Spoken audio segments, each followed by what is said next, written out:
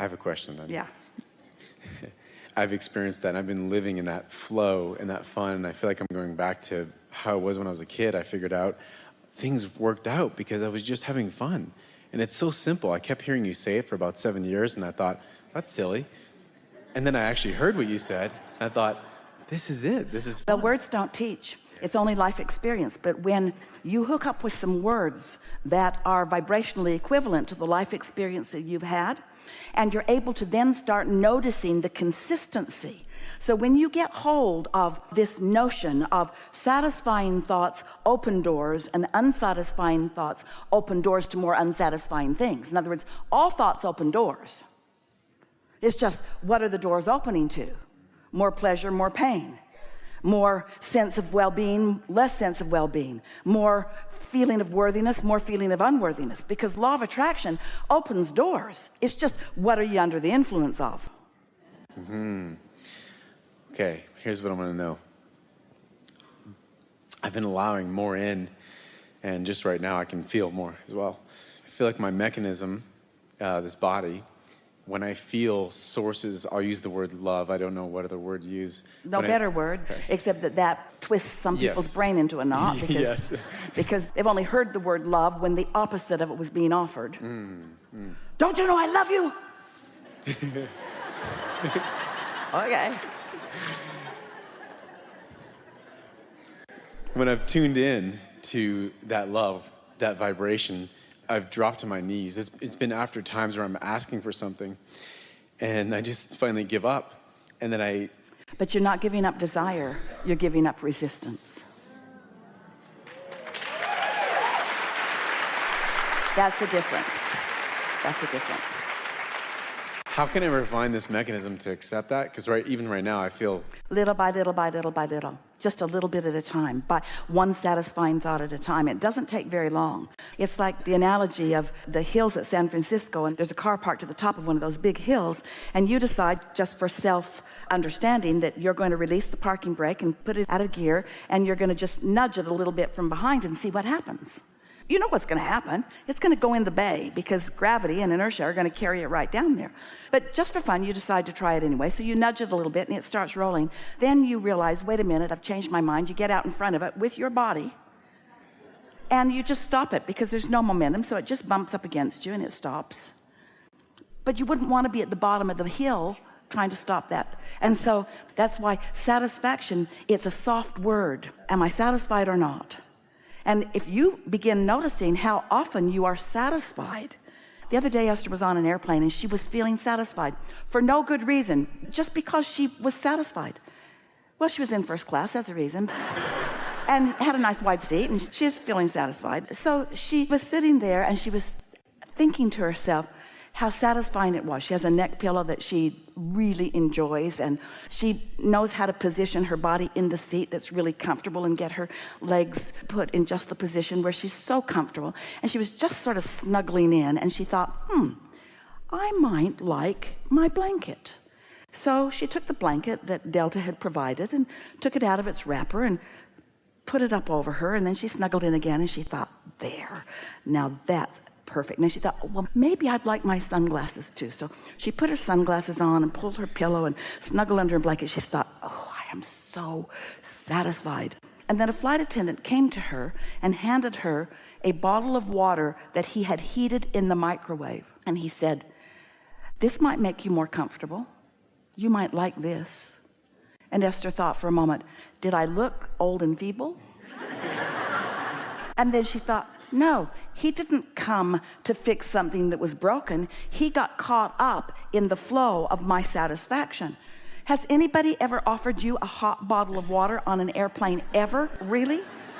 10 million miles of flight, and this is the first time that that's ever happened to Esther. But it's also a time when she was, in an exaggerated way, focused upon how satisfied she was. And so the universe is just looking around, well, maybe there's a possibility of even more satisfaction. Let's see if there are any cooperative components in your vicinity that could enhance your experience just a little bit more. That's how it works. Yeah.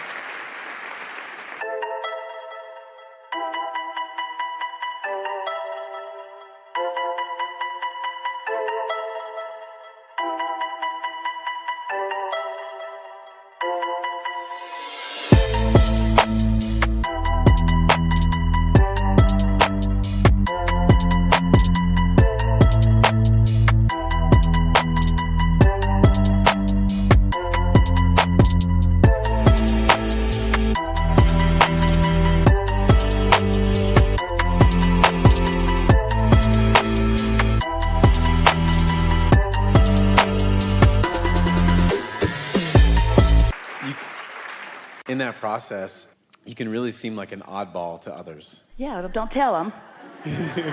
Don't tell them. It's why it was hard for you. It took you a while to warm up to us. We're odd, we know. Yeah, right. So I feel the same way now. But you don't have to tell anybody. You don't have to explain that you're in the receiving mode. Just get there. You don't have to walk around saying, I'm so satisfied. I'm so satisfied. Because when you're satisfied around people who aren't, it bothers them. Because whenever you are living something that others want, it has the potential of exaggerating their distance from what they want.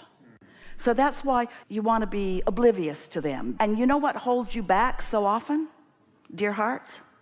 Because you are sensitive to that. You're sensitive to how others feel. And then we love you so much, but stop it.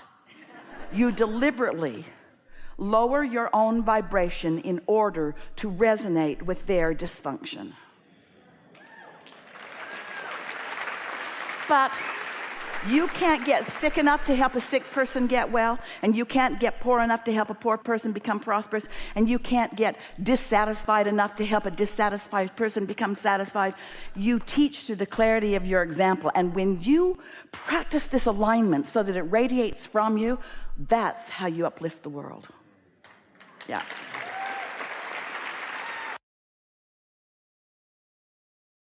I suppose I want to know, how can I help? It's how can you speed things up? It's a wonderful question. How can I speed things up? By taking the stick out of the wheel. There's a natural momentum. You see, because you've already set it in motion by asking for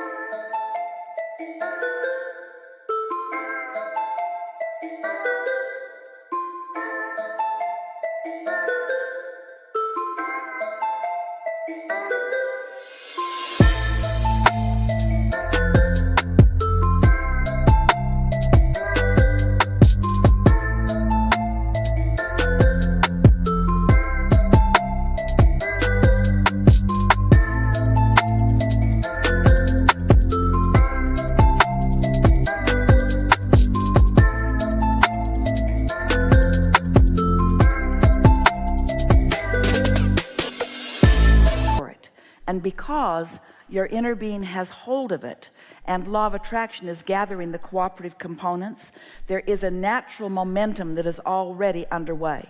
So you just have to go with the flow of that. We've been talking about that all day. Just don't do that thing you do that doesn't let you go, and off you'll go. So you speed things by not slowing them.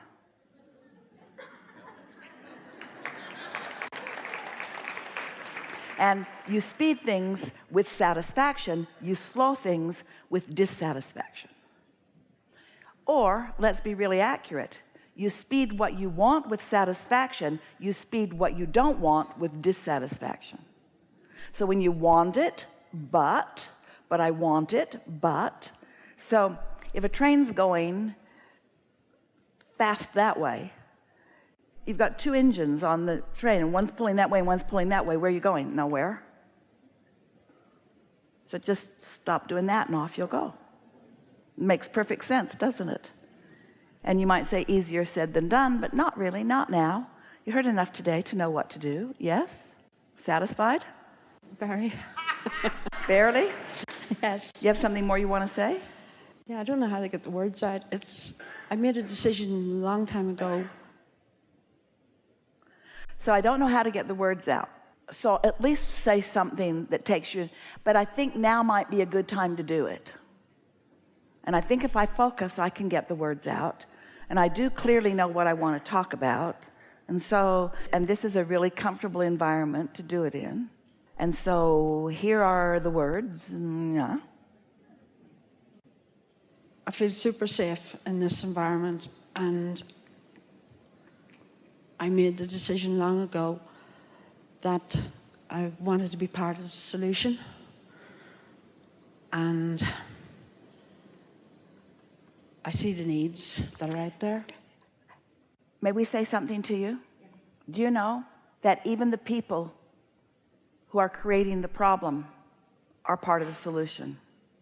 Okay. Because at the time that the problem is created, the solution is too. So if there weren't problem makers, there wouldn't be solution makers, which is what we've been saying all day about contrast is important to all of it. But it is why we want to separate step 1 from step 3. Step 1 is you're sort of stirring up problems, which are giving birth to solutions. And step 3 is you're leaning in the direction of this solution. So you just want to realize what part you're playing. In other words, sometimes you're playing the part of asking the question. Sometimes you're playing the part of receiving the answer. It's all important, isn't it? And so let's not get into that place of being mad at ourselves when we are in the part of the problem, but we're creating the problem, because it's all part of the motion forward. Yes? Let's say that you're bored, and boredom is the problem. So you want the solution of plenty to do. You start focusing on things, and you start priming the pump, and you get things going, and then you get a tiger by the tail, and now you got too much to do. Now you're longing for a little boredom. And that's kind of the way it goes, isn't it? Sometimes you want a lot to do. Sometimes you just want to sit and enjoy. It's all good, right? So now, did you think of something you want to say? No, thank you. We think you stirred up quite a bit. We appreciate it.